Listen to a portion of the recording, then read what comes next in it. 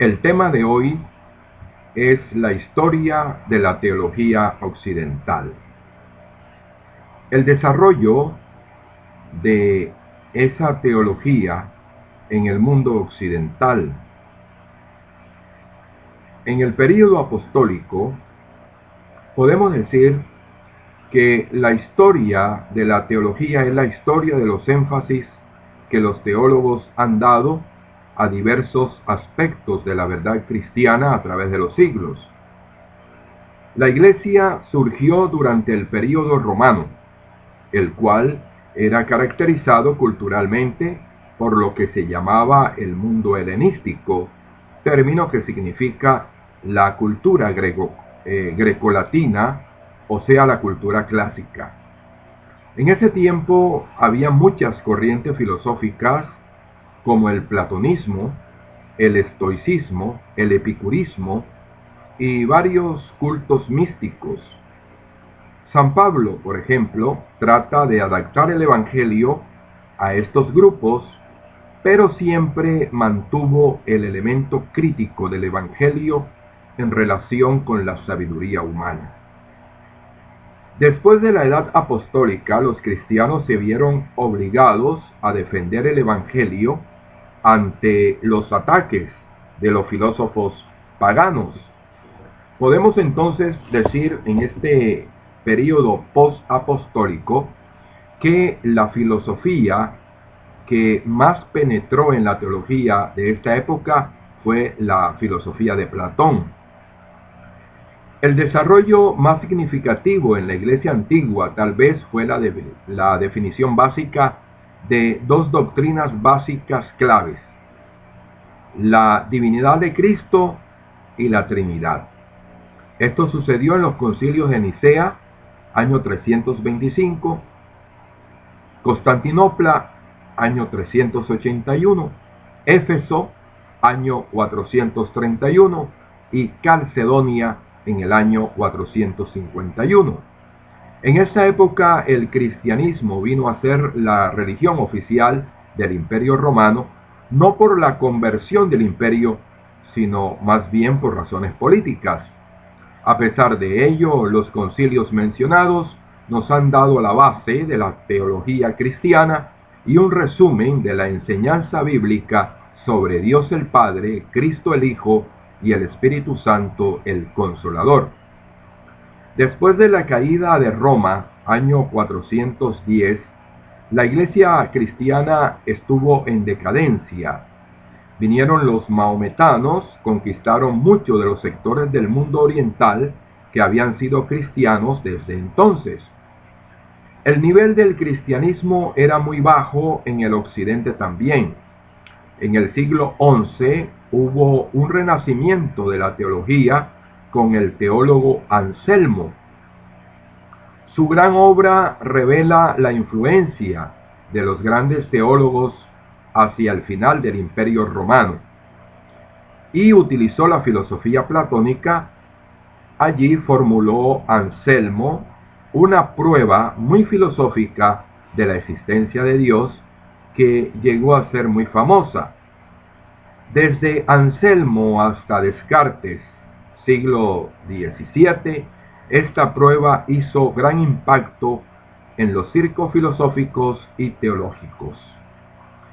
En la Edad Media, siglo XIII, Tomás de Aquino fue uno de los grandes teólogos importantes en toda la historia y escribió su gran obra, la Suma Teológica.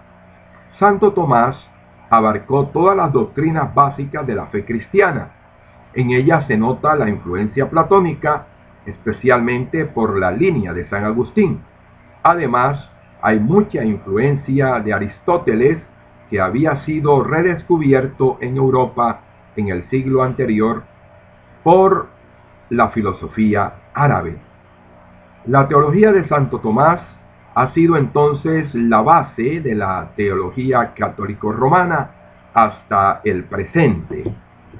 Podemos nosotros decir entonces que ya en el siglo XVI se levantaron voces críticas, incluso más fuertes que las de la Edad Media. Allí tenemos, por ejemplo, a Martín Lutero, quien lanzó una protesta contra la Iglesia de Roma, incluyendo mucho de su teología. En lugar de la autoridad de la Iglesia y del Papa, Lutero colocó la influencia, la autoridad de la Biblia como autoridad básica de fe. Rechazó también el sistema sacerdotal de la Iglesia medieval y enfatizó la doctrina bíblica que afirma que todos los creyentes son sacerdotes en Cristo. Luego apareció el movimiento del iluminismo. Un acontecimiento crucial fue, por ejemplo, en esta época la publicación, en el año 1781, de la Crítica de la Razón Pura por el filósofo alemán Kant. La teología entonces en esta época estaba en crisis. Luego, en la época moderna, aparecen las dos tendencias en la Iglesia protestante. La primera fue una reacción a la filosofía de Kant. Y tenemos que durante el siglo XIX la ciencia toma nuevos rumbos, especialmente la biología, el evolucionismo, la psicología y las ciencias sociales de Carlos Marx. Todo ello constituyó un desafío para la teología e impactó fuertemente la teología liberal. En el año 1870, el primer concilio vaticano se reunió y definió las doctrinas de la infalibilidad del Papa. El mismo Papa que convocó el Concilio Vaticano I, Pío IX, ya había definido en el año 1854 la doctrina de la concepción inmaculada de María. A principios del siglo XX, después de la Primera Guerra Mundial, apareció la vía media entre la teología conservadora y la teología liberal. Allí se hizo énfasis en cuanto a la experiencia viviente de la persona, en oposición a las categorías estáticas de Aristóteles o al idealismo de Platón. ¿Cuál podríamos nosotros entonces señalar como la situación actual de la teología? Hoy se habla mucho de la teología existencial.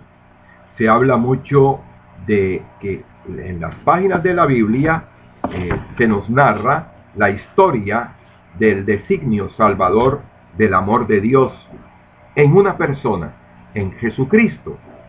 Y un momento decisivo ocurrió en la Iglesia Católica Romana cuando el Papa Juan XXIII convocó el Segundo Concilio Vaticano en el año 1962, en el cual se introdujo cambios en la Iglesia Católica. El diálogo entre católicos y protestantes se intensificó y el Vaticano II ha hecho una gran renovación de la teología católica.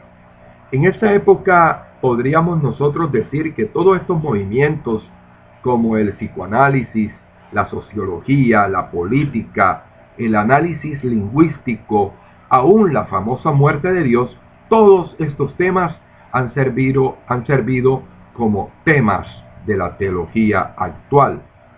A partir de la década de los 60, se ha venido articulando una importante reflexión teológica, y nos referimos aquí a la reflexión teológica surgida en el contexto del tercer mundo, así con apellido geográfico: teología latinoamericana, teología asiática, teología africana. Es una teología que responde a un nuevo interlocutor: los pobres, las culturas marginadas, las razas discriminadas, ausentes como interlocutores en la teología clásica del mundo noratlántico. Es una teología escrita bajo la urgencia de la liberación y que puede ser descrita como teología desde la periferia del mundo o desde el reverso de la historia. Es la teología del camino. Allí podemos encontrar a los grandes teólogos de la liberación, Gustavo Gutiérrez, Leonardo Boff. Seguiremos reflexionando sobre estos temas interesantes sobre la teología.